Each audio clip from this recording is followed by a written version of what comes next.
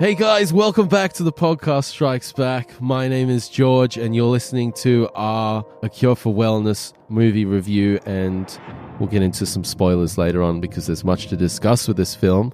And I'm joined by Connor. How are you, man? Did you enjoy the film? I really did enjoy the film, which I didn't know about the kind of reviews about it until after I'd seen it. And I was like, oh, that's really good. I think you mentioned to me afterwards, you're like, yeah, it got kind of panned. Yeah, I think it's on 44% on Rotten Tomatoes. Yeah.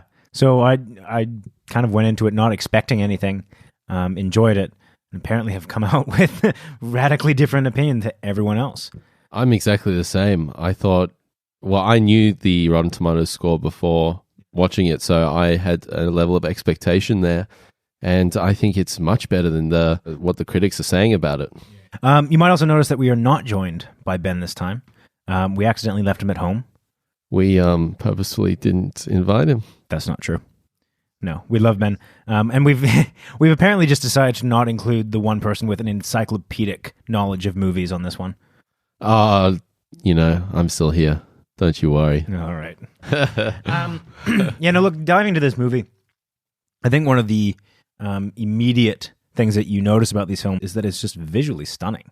Yeah, it kicks off with those amazing shots of the cityscape, the tall buildings, and this really geometric look, and that sort of matrixy, desaturated, greeny, kind of unsettling look. It's weird because, you have these opening scenes where there's nothing really happening, but they still kept my interest. I admire filmmakers that are able to do that with, just really simple camera angles or techniques or music where even though nothing is happening, there's no dialogue, there's no characters, just, shots of either a cityscape or, a mountainscape or, some other kind of scape. Yeah, and it evokes something and draws you in and puts you in the moment. And I think the director, Gore Verbinski, who's done, The Ring and Pirates of the Caribbean. Pirates of the Caribbean, yeah. Amazing resume of films.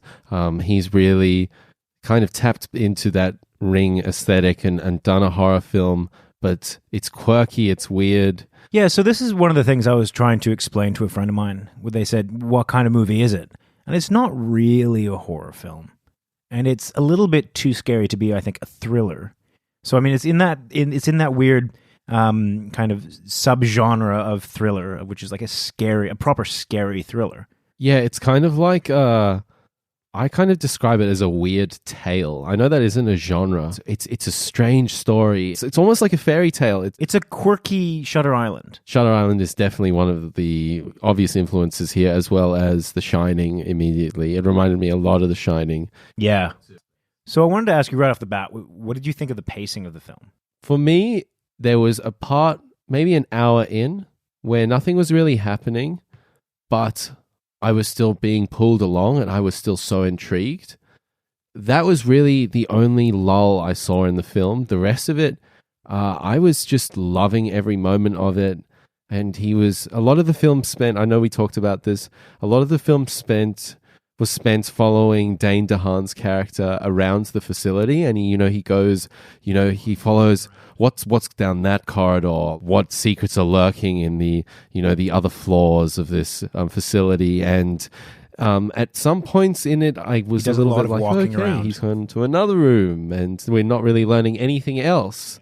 We're not getting any answers, but I was still in there, and I think their payoff in this film is amazing. It goes places you don't even expect it to go. I totally understand the people that think that it's too slowly paced and that lose interest in those moments where he's just doing a lot of kind of it's investigation or exploring the setting. But personally, I just thought that it was done in a cool way in which I was consistently entertained by it and intrigued. Yeah. So there's a the sound design on this is also really good. I mean, I feel like that's all we've been saying about movies recently is that it looks excellent and that and that the sound design was really good. But I mean, in all honesty, it really was. You mentioned and something I picked up on as well is his crutches. When he's walking around on crutches the whole film, and it's got that squeaky sound of him walking through the corridors, like they really added to the effect of what he was going for, the isolation and the creepiness of the facility. Like, it is an audio theme throughout the entire, or throughout most of the film, is that noise, and it adds a little bit of creepiness to it. I mean, that's probably the best way to describe this film, it's ever so creepy with the music and the sound and in fact, when we and George went to go see it, unbeknownst to us, there was construction going on underneath the theater, so we were getting these like little moments which we thought might have been like bass or like some weird, like a sub bass frequency. So the in certain parts there was a vibration in the theater, like our seats were actually moving up and down, and we were like, my god, this film's amazing. I'm really actually feeling it, especially in that first scene, which is very creepy. It was like, I was like, whoa, this sound design is amazing, and then it kept continuing on, and we were like, oh, okay, this is not meant to be happening. This is just people below us doing construction. But the soundtrack was also great. There's a theme sung by that, you know that really like the typical horror film. It's like a little girl like like proper creepy. That's so scary, man. But it's a proper creepy little girl song, which, for the most part, I think is a bit tropey. But in this film, it just like, it felt right. Like, it felt kind of, perfect for it. The set of notes and the melody had a very unsettling quality. It reminded me a lot of Pan's Labyrinth. There's a great sort of young child vocal. Yeah, there was another cool theme in this film where they're driving to the facility after he gets off the train, and this cool sort of synthy. I remember you mentioning that, yeah. Yeah, it sounded kind of like, it reminded me a lot of Tubular Bells from The Exorcist. So this film, on a craft level, looked amazing. It's spectacular. And I mean, to be honest, the plot of it was, I think, also really well kind of drawn out. It didn't give you too much. I think, all right, so the one thing I will say about this film is that it gives you enough kind of like 20 minutes in that you can make an educated guess as to the ending. At least I kind of had a pretty good understanding of what was going to happen from the get-go. Really? Because I think this film, in the latter half and the third act, takes some really big risks, I would even call them, and they don't do your typical Hollywood thing on a storytelling point of view, and the subject matter that it actually covers, it goes to places that I wasn't really expecting. Yeah, I mean, all right, so there's aspects of it and kind of minutiae of the story that I don't think you can predict, but the general flow of where it's going. Throughout the thing, they talk about this kind of myth and the lore of the setting where they are, which is an asylum or a old castle. There's a little bits of misinformation and little bits of actual information. You kind of get it corrected as you go along.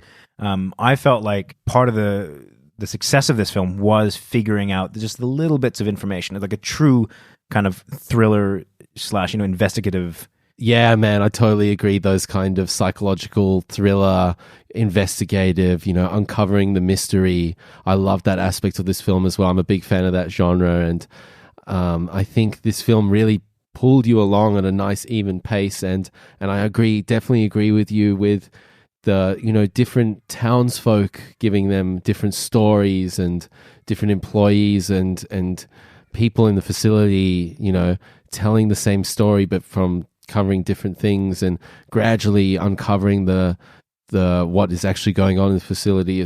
I was fascinated by it, and as I said, it goes places that I didn't expect it to. Yeah, definitely. So I think a really big part of the success of this film was the actors. So the main actors, Dane DeHaan and Jason Isaacs.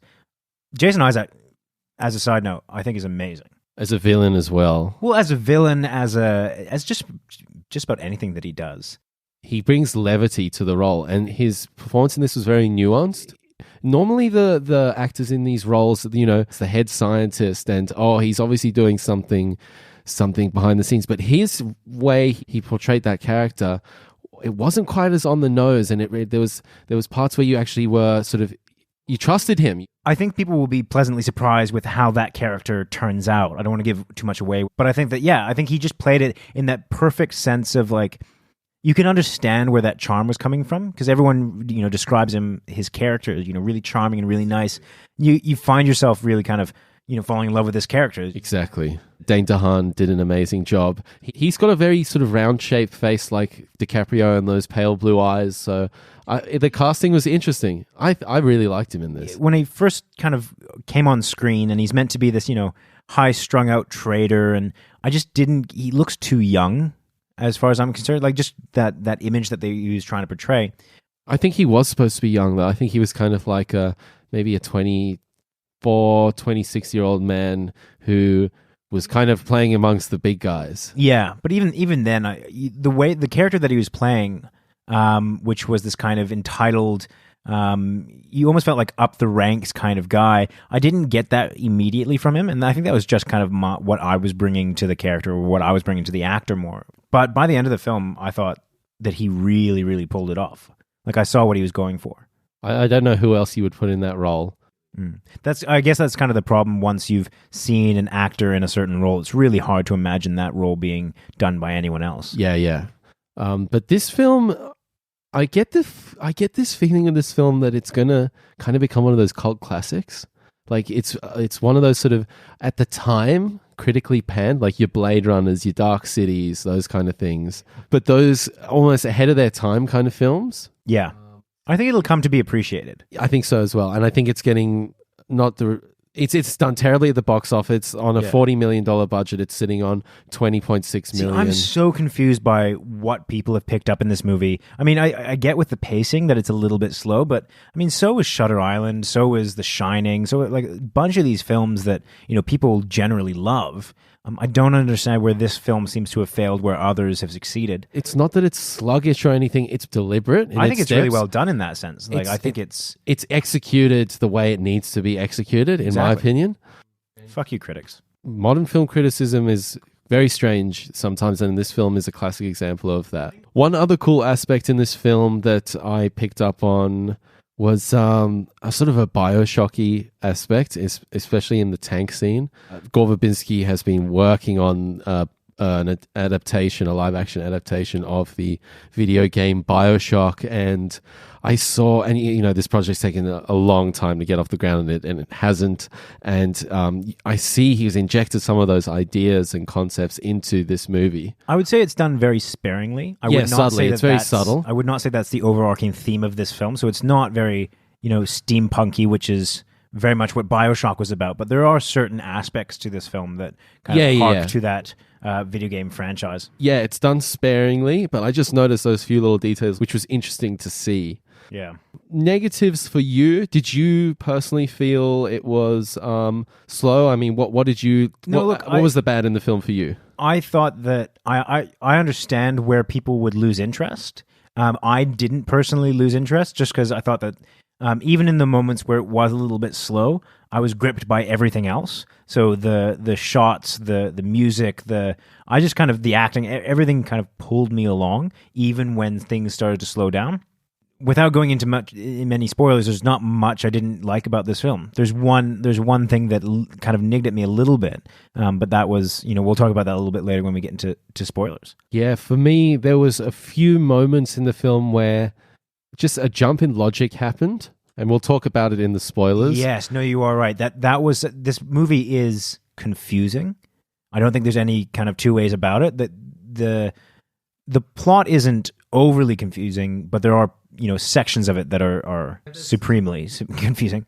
That sentence was confusing. There are some spots in there where the story is confusing, but also there's some actual little sort of moments that happen, which we'll get into in spoilers, but just little jumps in logic or edits where something, it feels like almost a section's missing out of the film. I mean, as a general roundup for a non-spoiler, it's a good film.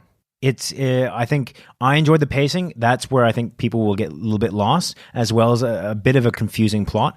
But I mean, ultimately, it's definitely worth a view. Yeah, this is, as I said, a weird tale. It's a different kind of film. It goes places you don't expect. It's dark. It's not one for the faint of heart. There's some pretty crazy stuff that happens in this film, but gruesome stuff. Yeah, I loved it, and I think, as I said, I think it's going to become a cult classic, and I think it's going to get appreciated over time.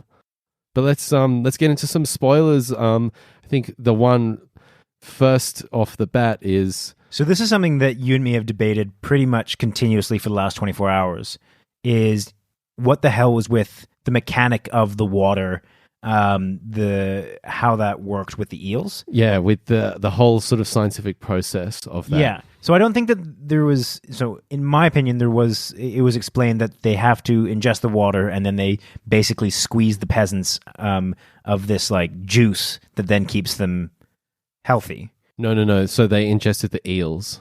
But see, this is all right. So this is the confusing part, because he says while he's about to, in that fairly harrowing scene where he stuffs the water down his throat, that it's about the water that then has to get sifted through peasants. He never mentions anything about the peasants having to take in the eels. It didn't make logical sense to me because there's no precedent for why they had to ingest the eels. Okay, so the way I understand it, and I don't know if I'm 100% with you, I think we got to watch the film again to really know if he did or didn't say what he said. Because he said it. I trust you. I trust you to a certain degree. Clearly you do not. 8 times out of 10, I trust you. Yeah. But my understanding of it was the eels in nature lived for 12 years. But in that particular aqueduct, with that specific water, they lived for 300 years. Now, if a human ingests the water, which the patients do in this facility, their teeth fall out, they start degrading, they start dying. But so this Baron guy, Jason Isaacs' character, he devises this system where he feeds the eels to the people, and then out of the sweat which he extracts from them after consuming and digesting these animals, he captures that sweat, and that becomes that vile vitamin nutrient thing that everyone takes to extend their life. That's clearly what happens. But at no point does he say why you need to ingest the eels. He's only mentioned the water. So I don't understand why. But it must be that species of eel that's in the water. Yeah, no, but when he mentioned it, it was the same species as the ones out in nature, the difference being the water. It's like actually the water that provides long life to the eels. It was my understanding. There's a few jumps in logic, and I can't explain it right now. If you guys who are listening can explain it, send us a message on Facebook. Please. We would love to know. I just want to understand this movie. Discuss it more, because that's one thing that I loved about this film was, after we left King Kong, I was like, oh yeah, that was good. This one, we were chatting, we were trying to figure this film out, like discussing, we were talking about the sound design. There was so much to kind of take in with this film, and I really like that, and I had a great time trying to figure it out. Yeah, and just the whole cinematic experience was so much fun for me with this film. Moving on, I think one of the so I mentioned this earlier about the part that actually kind of ticked me off a bit was towards the end. So we've had this like massive build up, and then we finally have Jason Isaacs' character, the Baron, in a really weird incestual kind of rape scene with that was probably one of the hardest things to watch during this show. Yeah, and that's where we were talking about before, about where this place goes. Like, it goes to some dark and disturbing places. And unsettling, very unsettling for the viewer. Super unsettling. I think in an effort to kind of distance myself from what was actually happening, all I could think of during that scene was, oh, how awkward would this be for the actors to play out? I didn't want to kind of recognize what was happening on the screen. What ended up happening after that was what ticked me off, which was this, I guess, boss battle is the best way to describe it. Yeah, where he rips off his mask and it's all green and... Yeah, I mean, it kind of got to a point where I was like, this has been this really kind of cool, quirky film up until here, and I just felt like Hollywood busted down the door and was like, this is how we're going to end it now. We're going to have him do a boss battle. Yeah, and it was like the big final action sequence with the flames going up, and... He did his Terminator walk? Yeah, and it just felt like that was the expensive part of the film. Yeah, well, exactly, yeah. It was a lot of CGI, because, his face was obviously CGI'd on.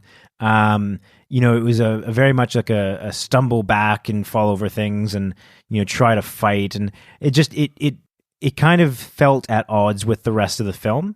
I feel like I could have done that without that entire scene. Yeah, I mean, it didn't feel like it fit with the rest of the film. Another bit that pulled me out of the film was where he was getting his teeth operated on. Oh, really? The dentist gets that machine, the drill, and it didn't cut away. It just stayed on his tooth, getting straight drilled up through. like watched you drill through a tooth. He was strapped down in that seat, and it cut to the next scene, and he ran away. He was running away. It was almost like there was a little 10 seconds missing. Yeah, exactly, where they just kind of forgot to put it in. I mean, it didn't take me out so much that, it bothered me for any amount of time. I don't even think I really remembered the scene when I left the cinema. I think it was you that brought it up, that reminded me. But ultimately, it was this kind of just jump in the story where you're like, oh, I felt like he should have... You should mean like a 10-second scene to show him getting out of that office, whether it's just they've let him go and then he goes running or something. Yeah, 100%. But other than that, like the film was really cool. As we were talking about, like the eel imagery and the tank, that scene, that was the first time the eels came into it. Were the eels meant to be real? Like were they a hallucination? Were they real? Yeah, that's what's interesting about this film is I don't know. I don't think it's definitive as to whether they were vision or not. And there's the eels in the toilet seat, and then he snaps out of it, and a second later the eels are gone. So I don't know if they were a dream. I don't. Sometimes those kind of details, like was it a dream? Was the spinning top still spinning? Is he in the dream still? Those kind of questions, I like not knowing them, and I don't really have to come to a conclusion for myself to enjoy the film. No, I agree. It's just, it'd be nice to know. Another scene that I loved was the bit where he was walking through the steam bath. This is an example of scenes where I can imagine people losing interest. Really? Well, it's just this really subtle kind of type of horror and kind of just messing with your mind type scene that I loved. It did it so effectively. I thought it was brilliant. Because at this point, I'm trying to figure out those scenes, those moments where it obviously lost some of that critical side of the audience.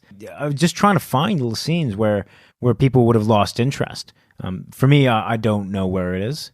I really did enjoy this film. The final question I want to ask you is, what did you think of that final scene with him, smiling like a maniac? Yeah, that was an interesting choice. And we haven't actually mentioned Mia Goth. She did an amazing job. She did a really good job. She's played that character, I think, to a T. A very strange character and a very strange looking girl. So him smiling on the bike, that was so creepy. And it was almost like he had lost his mind, I felt. He had gone through this experience, and it's like he starts out as this capitalistic, aspiring financial guy. And then he goes to his facility and realizes there's more to things than life than that system that he was getting caught up in, that took the life of his father through suicide and pressure and whatnot. And at the end, like, does he come out and where does he lie? That was the beauty, I think, of the smile. That it was just, there was no kind of definitive, oh, he's like happy now or he's mad now. I think it was the movie's equivalent of a spinning top. It got to the end where he's, smiling, and the whole point of going to the asylum was apparently to come back happy and cured. So I think it was this kind of demented twist on coming back cured, quote, end quote. It wasn't definitive, and it left it open-ended, and you could kind of take what you wanted out of it. Yeah. I thought it was a good way to end it, a creepy way to end it.